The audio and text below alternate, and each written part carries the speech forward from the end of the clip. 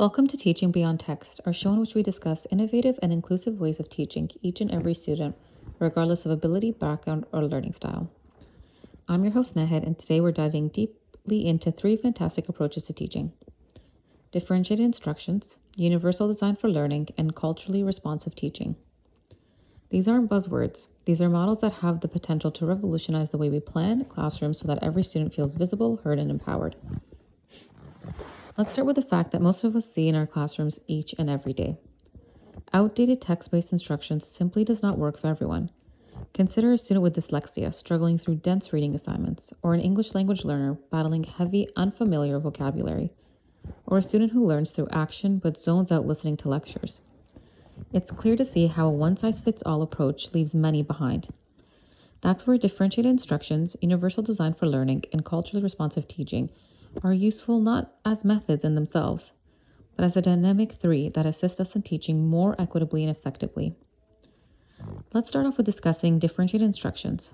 This is an approach all about meeting students where they are and providing them with the alternative means of accessing and demonstrating learning. Consider a grade 8 science lesson on systems in action. Rather than providing the same research paper to all, you can provide choices. One person can make a visual infographic, another person can produce a podcast conversation on structures, and another person can construct a 3D model of a bridge. Everyone is meeting the same learning objectives, but in a manner that utilizes their strengths, learning styles, and interests. That's the wonder of differentiation. It encourages choice, voice, and a significant participation. Now, let's bring in universal design for learning. UDL is a proactive, as it's all about designing in flexibility to our lessons in advance before students even enter the room. Instead of waiting for a student to struggle, we prepare them for the obstacles and remove them from the process from the beginning. Let's say you have a student who struggles with written directions. A UDL solution would give those directions in more than one format. You could have audio, visual, or even a step-by-step graphic. They can employ tools such as voice-to-text for writing tasks or immersive readers for reading tasks. This accommodation here is not for a select few, but rather accessibility for all. It's about designing the learning environment so that all students can engage fully from the start.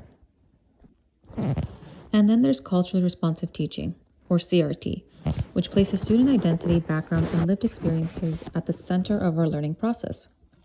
It extends beyond curriculum content to examine classroom culture and relationships. For instance, under an immigration unit, rather than just using textbooks, you might have students talk about their own family histories, read fiction written by diverse authors, or study immigration from a variety of different cultures. CRT also challenges us to question our own assumptions, as a student's body language or communication style can be misinterpreted unless we have the time to learn cultural context. CRT challenges us to move beyond responding to student behavior, or actually knowing our students and creating classroom communities based on respect and inclusion. Now let's place all three into real-life examples of my own teaching now. In my grade 8 homeroom, we have just completed a short storytelling project.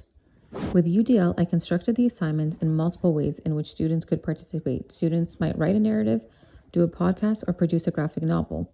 That option respected various learning strategies. With DI, it entered with how the students finished up the work. Some required sequence instructions in small groups, but others self-paced at their own rate. And with CRT, it informed the content students were invited to write stories that represented their cultures, language, and lived experiences. Some even incorporated words in their home language, which we honored as part of our classroom linguistic diversity. The outcome? Immersive engagement, a haven of safety and self-expression and learning that were powerful. And let's not forget how technology and AI can help extend these systems. Speech-to-text, immersive reading softwares, and adaptive learning systems close the gap for learning different students. In fact, even in producing this podcast, I utilize speech-to-text to organize my thoughts and make my message clear and accessible. These technologies are not here to replace us as teachers, but they're here to strengthen our capacity to serve every learner. So here's the big idea. Instruction today is not about displaying content, it's about building learning. It's about building responsive, flexible, and inclusive classrooms by blending differentiated instructions, universal design for learning, and culturally responsive teaching. We can build classrooms where every kid feels valued, respected, and able to succeed. And every little step we take towards inclusion pays a huge share in the outcome of our classrooms. Thanks for listening today on Teaching Beyond Text. If you found this episode valuable, pass it along to another teacher and continue the conversation. We're all in this together, learning, unlearning, and growing to serve each and every student. Until next time, keep teaching beyond the text.